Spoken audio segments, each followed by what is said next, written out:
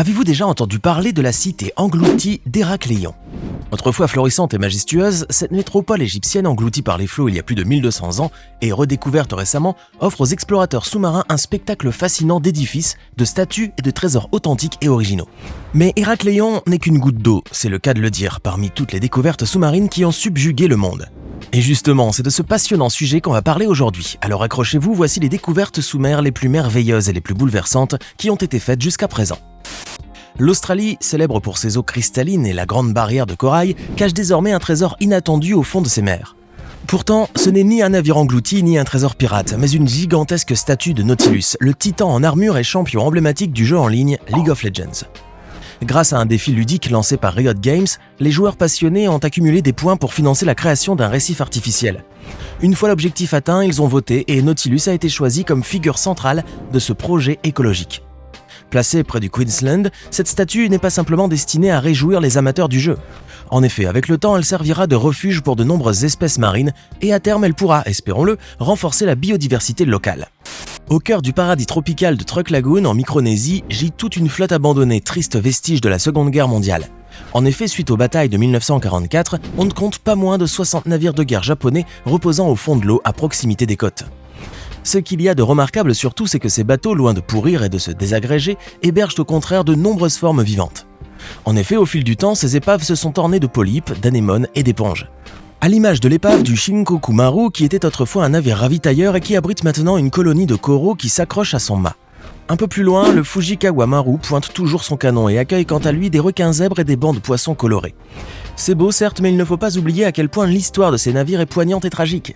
Le Yamagiri Maru, par exemple, avait coulé en un éclair, emportant avec lui les 12 âmes qui se trouvaient à l'intérieur et qui n'ont pu s'échapper. Vous vous demandez alors s'il est possible de voir tout cela en vrai? Eh bien oui, un certain Kate Mayhew organise régulièrement des plongées pour conduire les explorateurs curieux à travers ces navires et pour leur dévoiler les recoins que peu de gens ont la chance de voir. Il y a plus de 10 ans, une équipe d'explorateurs a repéré sous les mers des Caraïbes une chose fort inhabituelle. En effet, leur technologie sonore ont capturé l'image d'étranges structures en pierre qui font penser à une ancienne métropole à 650 mètres sous les eaux. C'étaient des formes géométriques et symétriques, des blocs en forme de pyramide et d'autres arrondis, tout semblait indiquer une construction coordonnée et savante. Et le plus fascinant, c'est qu'apparemment ces structures seraient vieilles de 50 000 ans. Mais alors, pourrait-il s'agir de la fameuse et légendaire Atlantide? Si l'enthousiasme médiatique de l'époque a prôné cette idée, les explorateurs quant à eux sont restés prudents, et suggérant que cette cité était probablement une ancienne civilisation locale vivant entre Cuba et le Yucatan. En tout cas, les scientifiques s'étaient promis de faire des investigations, mais malheureusement aucun examen approfondi n'a été entrepris, et cette découverte fascinante est peu à peu tombée dans l'oubli. Mais pourquoi les promesses d'enquêtes supplémentaires faites par de grands organismes comme National Geographic n'ont pas été tenues? Eh bien, on n'en sait pas grand-chose. D'ailleurs, ce manque de transparence a poussé certains à croire qu'on voudrait peut-être nous dissimuler des informations sensibles. En tout cas, qu'il s'agisse de l'œuvre de la nature, d'une ancienne civilisation ou d'une toute autre explication, une chose est sûre. Les profondeurs des océans gardent encore bien des mystères fascinants. Connaissez-vous la triste histoire du navire SS Tistelgorm? Vous pourriez croire d'abord que c'était un navire appartenant à l'Allemagne nazie à cause de lettres initiales, mais détrompez-vous, SS signifie steamship, soit navire à vapeur en français, et c'est une désignation courante pour les navires propulsés par la vapeur. Et d'ailleurs, le SS Tigelstorm appartenait à la Grande-Bretagne. Dans les années 1941, ce bateau britannique devait donc effectuer une traversée de la mer Rouge, et il était chargé de munitions, de véhicules et d'innombrables pièces d'avion. Il contenait à son bord plus d'une cinquantaine de membres d'équipage.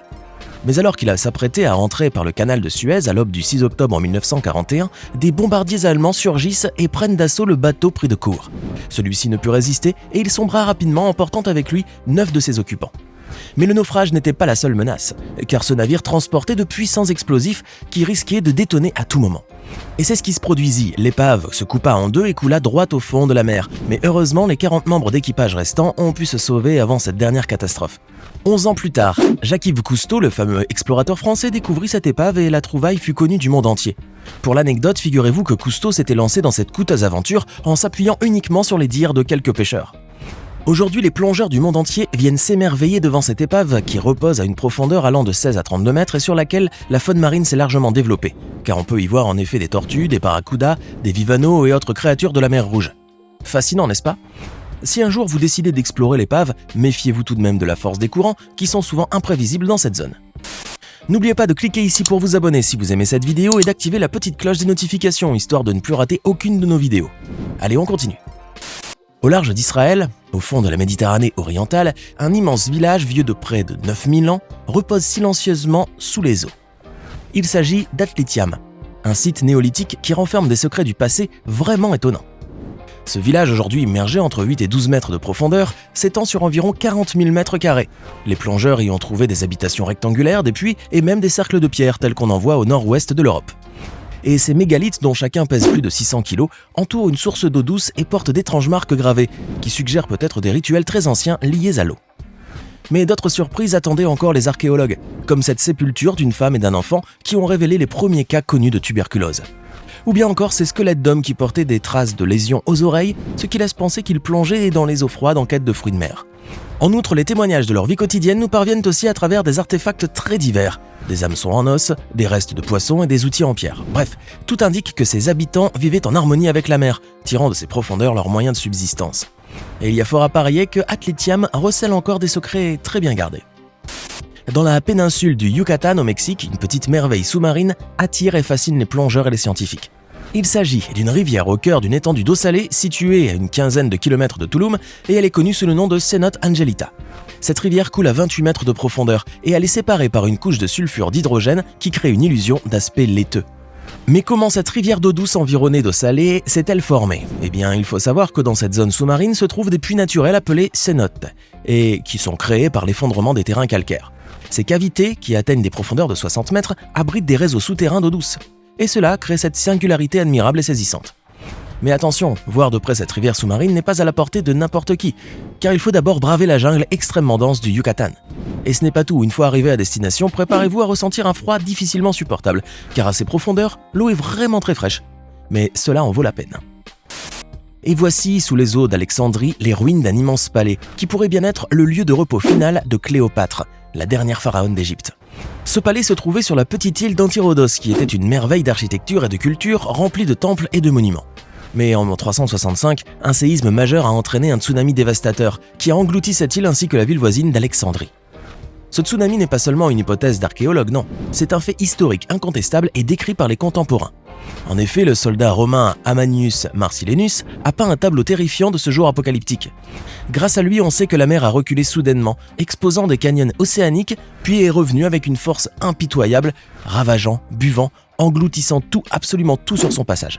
De quoi faire froid dans le dos. Mais alors, Cléopâtre est-elle enterrée à cet endroit ? Pour l'heure, on l'ignore. Néanmoins, en attendant de le découvrir, les archéologues Franck Gaudiot et Ashraf Abdelraouf ont réalisé d'autres trouvailles. En effet, ils ont pu observer des temples dédiés à César, à la déesse Isis, et même un palais destiné à Marc-Antoine. Au-delà de ces grandes constructions, ce site sous-marin comporte aussi une infinité de magnifiques découvertes particulières. Par exemple, plus de 20 000 objets et artefacts allant des statues de sphinx à un navire naufragé de 30 mètres de long ont pu être observés et examinés. En un mot, pour les passionnés d'histoire, c'est un Eldorado sans fin. En 1910, près du Schreiber, dans une province canadienne, les habitants furent bouleversés par un accident tragique. Un train de marchandises qui accomplissait son trajet ordinaire a brusquement déraillé à cause d'un rocher qui se trouvait malencontreusement sur la voie. La lourde machine a alors glissé de 20 mètres avant de s'abîmer dans un lac à proximité et de s'enfoncer 60 mètres au fond de l'eau. 3 hommes ont perdu la vie dans cette catastrophe et parmi eux une victime dont le corps n'a jamais été retrouvé. Figurez-vous que jusqu'à 2014, personne ne sut exactement où se trouvaient les restes du train. Mais cette année-là, un plongeur du nom de Terry Irvine allait en effet repérer 2 wagons du train engloutis, ce qui mit le comble à la curiosité générale. Et cette sombre histoire refit alors surface. Ainsi, un certain Tom Crossman, expert en récupération sous-marine, décida de pousser l'enquête plus loin. Il s'était fixé le défi de localiser exactement la locomotive disparue. D'abord simplement muni d'un sonar, il ne parvint pas à ses fins. Mais avec une détermination continue et une technologie plus avancée, car il a eu la bonne idée d'utiliser un véhicule télécommandé doté d'une caméra, il réussit enfin à repérer la machine à peine visible car elle était nichée entre les rochers. Mais malheureusement, le temps avait eu raison d'elle et l'avait rendue bien trop fragile pour être remontée à la surface. Si bien qu'en somme, on ne connaîtra jamais dans tous ces détails les circonstances de cet accident qui hante encore les souvenirs des locaux.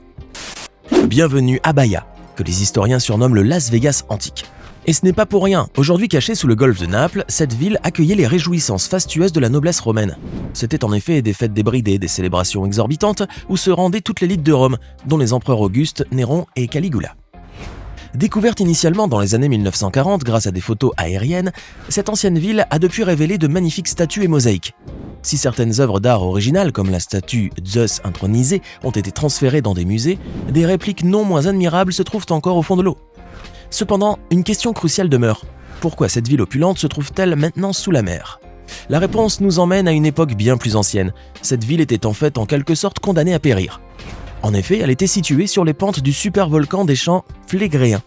Et malheureusement, entre le 3e et le 5e siècle, la chute de la surface terrestre, due à l'activité des chambres magmatiques souterraines, a englouti presque totalement la ville. Mais cette catastrophe nous offre bien des siècles après un authentique trésor sous-marin vaste de 177 hectares. Ainsi se termine notre vidéo. On espère qu'elle vous a plu. Dites-nous dans les commentaires laquelle de ces découvertes sous l'eau vous fascine le plus. Et n'oubliez pas de vous abonner et de cliquer ici pour regarder une autre de nos superbes vidéos.